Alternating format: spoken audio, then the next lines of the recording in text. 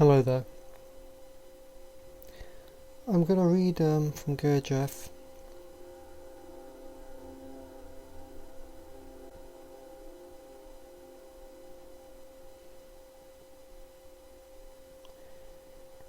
Knowledge cannot belong to all, cannot even belong to many.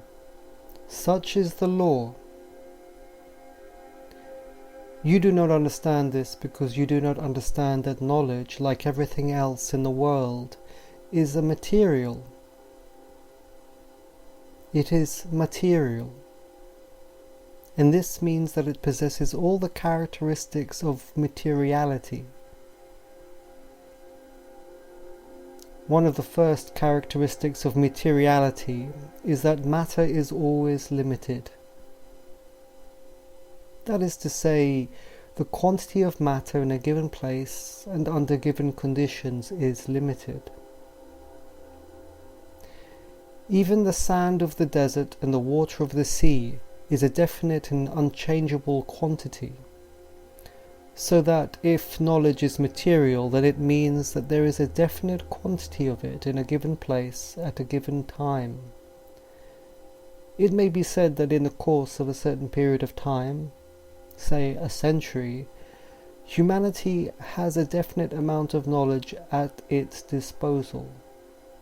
But we know, even from an ordinary observation of life, that the matter of knowledge possesses entirely different qualities according to whether it is taken in small or large quantities. Taken in a large quantity in a given place, that is by one man, let us say, or by a small group of men, it produces very good results. But taken in a small quantity, that is by every one of a large number of people, it gives no results at all, or it may even give negative results contrary to those expected. Thus, if a certain definite quantity of knowledge is distributed among millions of people, each individual will receive very little, and this small amount of knowledge will change nothing, either in his life or in his understanding of things. And however large the number of people who receive this small amount of knowledge, it will change nothing in their lives, except perhaps to make them still more difficult. But if on the contrary large quantities of knowledge are concentrated in a small number of people, then this knowledge will give very great results. From this point of view, it is far more advantageous that knowledge should be preserved amongst a small number of people and not dispersed amongst the masses. If we were to take a certain quantity of gold and decide to gild a number of objects with it, we must know or calculate exactly what number of objects can be gilded with this quantity of gold. If we try to gild a greater number, they will be covered with gold unevenly, in patches, and will look much worse than if they had no gold on at all. In fact, we shall lose our gold.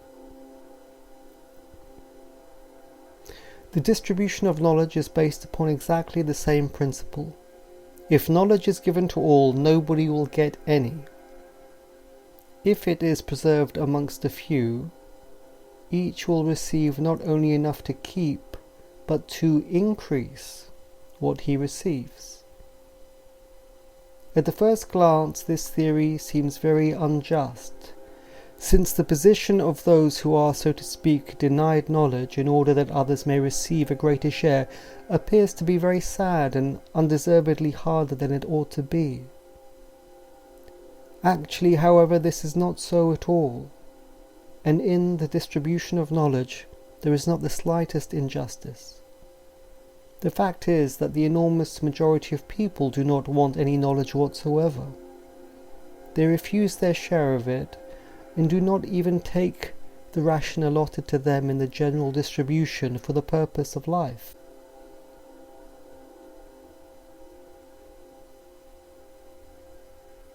Well, I always found this section from Gurdjieff to be very important and poignant as I was thirsty for knowledge and understanding when I was young. I often had the feeling of being separated from something and urgently needing to reach across to find the answer, and being prevented. There was a great struggle in me, as if a glass wall prevented me from touching the other side. And at that age, when I was young, I truly had no idea of the exceptionally long and painful journey that I've had to take. But I do have answers now. For what it's worth, I have discovered answers. In this section, Gurdjieff shows great wisdom and maturity. And in our era, when the Western world is collapsing, not the whole world, just the Western society, there is a sense of depression and despair, panic. And people talk about a great awakening and about learning about things and seeing things for the first time, but knowledge is not passed in this way. The world cannot wake up. In the same way, all the donkeys on this planet cannot suddenly become Buddhas. You see, knowledge and your growth is actually earned through hard work. And if the European people, the white Christian people, have had great knowledge and great success for 2,000 years, it was by their own effort, and they fully merited it. Fully meriting your success is not something that you hear people talk about these days. Now, Gurdjieff says in this passage that if a few receive knowledge, that not only do they keep it, but that they can multiply it, that they can increase the total amount of knowledge on the planet. And that is the only way knowledge can be increased, through the sheath. Meaning that there is a line, a lineage, there is a structure through which the knowledge is kept. There are just a few students, just a few apostles of Jesus, just a small enough amount that they can keep knowledge and grow it, and then it trickles down from there. And the tuning of the width of that sheath is a very important consideration. It cannot be too narrow nor too wide, in order that the maximum amount of knowledge can be produced and form part of this world, which is the ultimate goal, to bring as much light as possible here. You'll have to excuse me, but the word vagina, which sounds very Roman, means sheath. It means that the energy of that couple is kept within that couple, and it grows from there. And this sheathing of energy in its own lineage, in its own line, extends to things such as law and the legal traditions, the temple that they have in this country, and the European schools of art. And I know in India there are still schools of sound that practice traditional Vedic musical knowledge, and elsewhere. And these are sheaths of knowledge, of real knowledge. I'm going to include a number of other bits that came to mind. This first one, again from Gurdjieff. If we take an average cultured man, we shall see that in the vast majority of cases, his personality is the active element in him, while his essence is the passive element.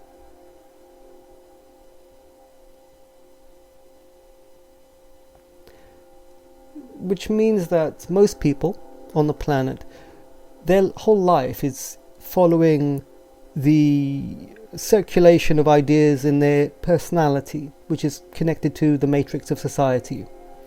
And that person probably doesn't even know he's alive, because he's not acting from the solar plexus. He doesn't have one.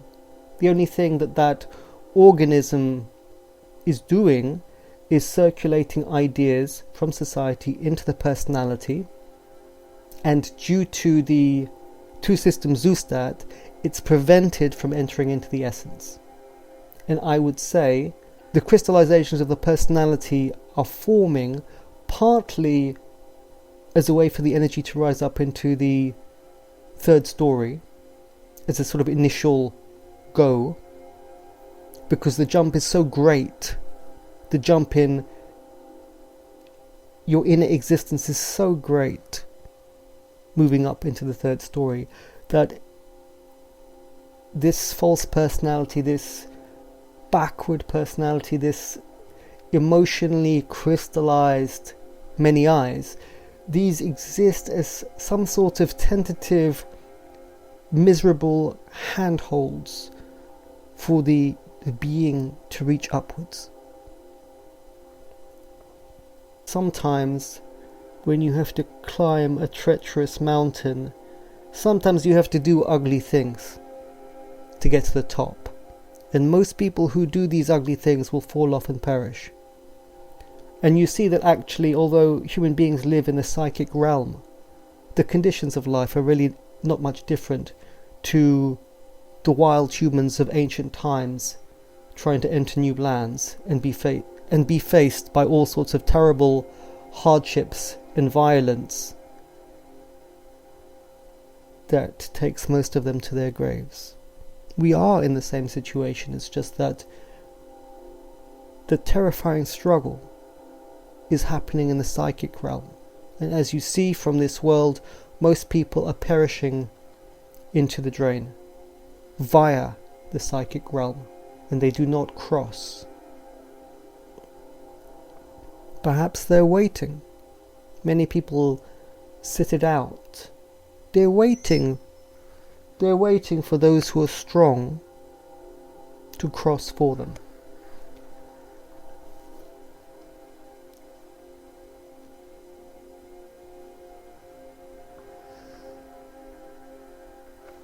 And another section from Gurdjieff. He says, "What is called atom is the smallest amount of any substance in which that substance retains all its properties, physical, chemical, psychical, and cosmic." You see that in the general order of the seven cosmoses, the microcosm and the macrocosm stand so far apart from each other that it is impossible to see or establish any direct analogy between them. Each cosmos is a living being which lives, breathes, thinks, feels, is born, and dies. Wow, more mind-blowing stuff from Gurdjieff. God praise him. God praise him. He worked so hard to gather this knowledge into himself. Truly. The thing that attracted me to this particular additional quote is the idea that knowledge is a living thing, and that although we live in a sea of deterioration, that which is alive, that which has active elements in it, can be present here and there. You could feel it.